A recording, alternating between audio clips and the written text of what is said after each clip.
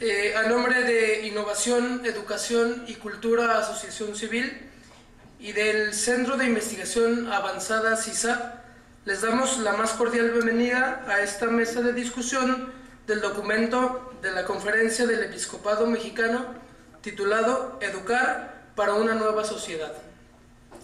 En esta mesa tendremos el honor de presenciar la participación del presbítero José Abel Castillo Castillo, que tiene cargo en la sección diocesana de Educación y Cultura.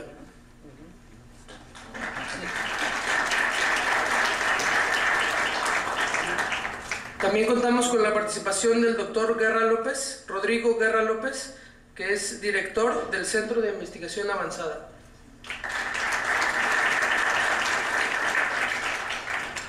Y nos acompaña también el doctor Miguel Basdrach, que es profesor investigador de la Universidad Jesuita de Guadalajara y TESO.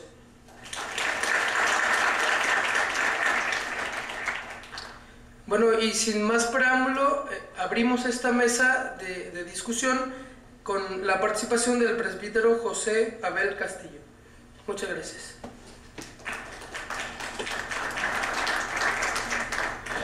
Buenas noches, creo que ya son noches, ¿verdad? Mi participación para introducir este momento de diálogo se centrará un poco en el proceso de elaboración del documento y la contextualización, le podríamos llamar así.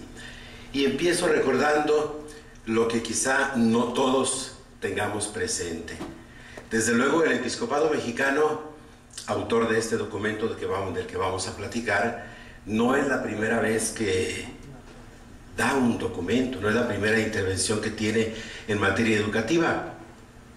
Entonces, algo muy importante que yo quisiera recordar es precisamente que en 1992 el Episcopado Mexicano dio a la nación y a la Iglesia un proyecto educativo de la Iglesia en México, ese era el título. Un proyecto que se dio a conocer, hubo una aceptación muy interesante en toda la nación, pero poco a poco el documento se fue olvidando. Y quizá la razón principal era porque se trataba de un proyecto, técnicamente hablando, un proyecto educativo. Y tenía como destinatarios sobre todo la escuela católica.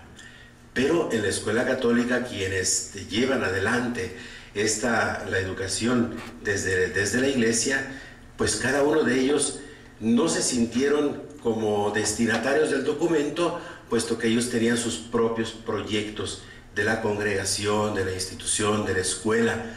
Y esto hizo que el documento poco a poco, siendo un documento muy bueno, se fuera olvidando. El proyecto mismo como tal tenía una vigencia de 20 años, tenía un objetivo hasta el 2010. Cuando se acercaba la fecha, el obispo encargado de educación de ese trienio del episcopado vio la necesidad de hacer una evaluación para renovar, para actualizar el proyecto educativo de la Iglesia en México. Y este documento se envió a las instancias que de manera particular están involucradas o inmersas en la educación para pedir su opinión, una evaluación, cómo veían el documento y qué razones consideraban por las cuales se había olvidado o cuál había sido la repercusión. Fue un momento muy interesante, sobre todo por la participación de estas instancias educativas, y fundamentalmente se dio una respuesta, una evaluación en donde apareció especialmente este aspecto. El documento, siendo muy valioso, especialmente en el marco doctrinal que presentaba, que ofrecía, en donde desde luego la Iglesia ofrecía ese bagaje secular. La Iglesia, siendo madre y maestra, tenía en materia de educación mucho que ofrecer y lo ofrecía en este proyecto. Pero por ser un proyecto con sus metas, objetivos, evaluaciones, ese aspecto no se llevó a cabo porque nadie se sintió como directamente involucrado. Y eso entonces llevó a la conclusión de la necesidad de pues tener en cuenta esto y hacer un nuevo proyecto, pero quizá no que no fuera un proyecto técnicamente hablando, sino alguna palabra que iluminara el ámbito de la educación. En este contexto, cuando se estaba trabajando, especialmente escuchando a los especialistas y a las distintas instancias que en México tienen pues más injerencia en la educación, el episcopado mexicano decidió dedicar una asamblea plenaria precisamente al